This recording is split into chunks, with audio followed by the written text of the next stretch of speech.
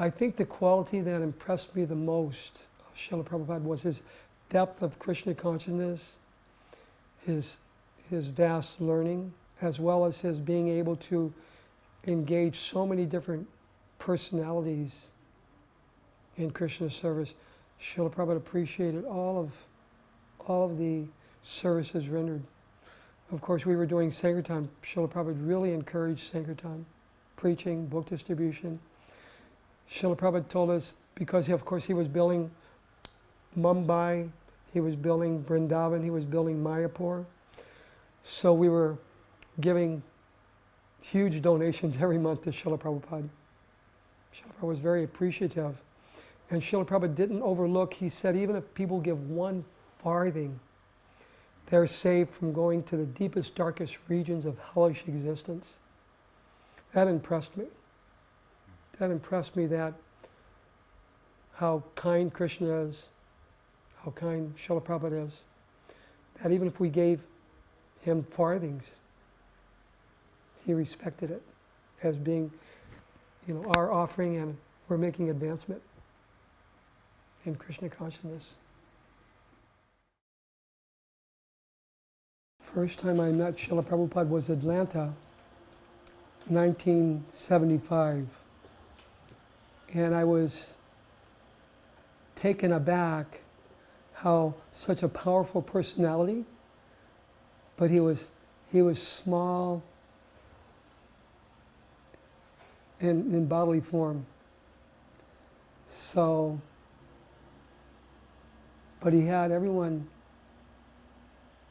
controlled by love.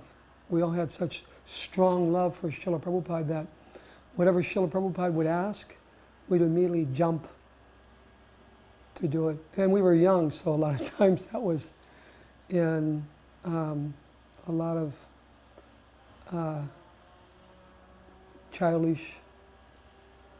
many childish ways. Srila Prabhupada came to Atlanta. I'm remembering it was March 1975. So we were on the Radha Damodar party. So Tamal Krishna Goswami arranged for a special darshan with Srila Prabhupada. So we all went up into Srila Prabhupada's room, and Srila Prabhupada was very happy to see so many brahmacharis there. He looked at us, and he immediately started speaking about staying brahmachari. He said, "You're all brahmachari, best if you can stay brahmachari." He didn't say we had to, he said, best if you can. And he said, sex life, it's like an itch. And then he raised his arm, and he said, if you have an itch, he made a gesture of scratching. He said, if you scratch and scratch and scratch, and then he went like that. In other words, you keep scratching, it'll get infected, and it'll become a worse problem. So Srila Prabhupada gave that example, very instructive. Stay brahmachari. Again, Srila Prabhupada is in Atlanta. We were visiting him. Srila Prabhupada had just finished offering arti, and he was sitting on his Vyasasana, and he asked, where was Tulsi? He sat on his Vyasasana for, at least a minute, looking, and then he asked, where is Tulsi? And the devotees weren't exactly sure what he was referring to.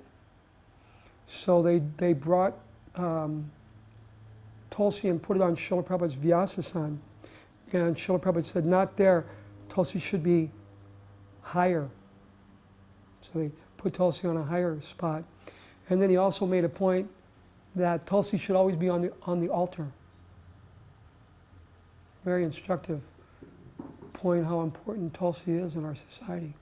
Prabhupada wanted that Tulsi is always there. I'll never forget that wonderful pastime. So I had one of the newest Radha Damodar traveling Sankirtan vans, and Srila Prabhupada was preparing to go on his morning walk. He walked up to the van, seeing that it was brand new.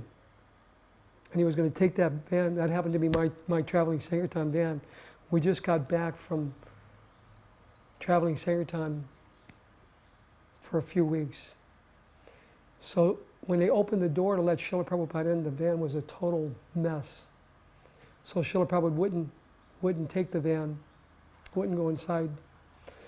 And he explained that we should clean our vehicles every day. We'll take better care for them. So the next morning, Srila Prabhupada again came to my van.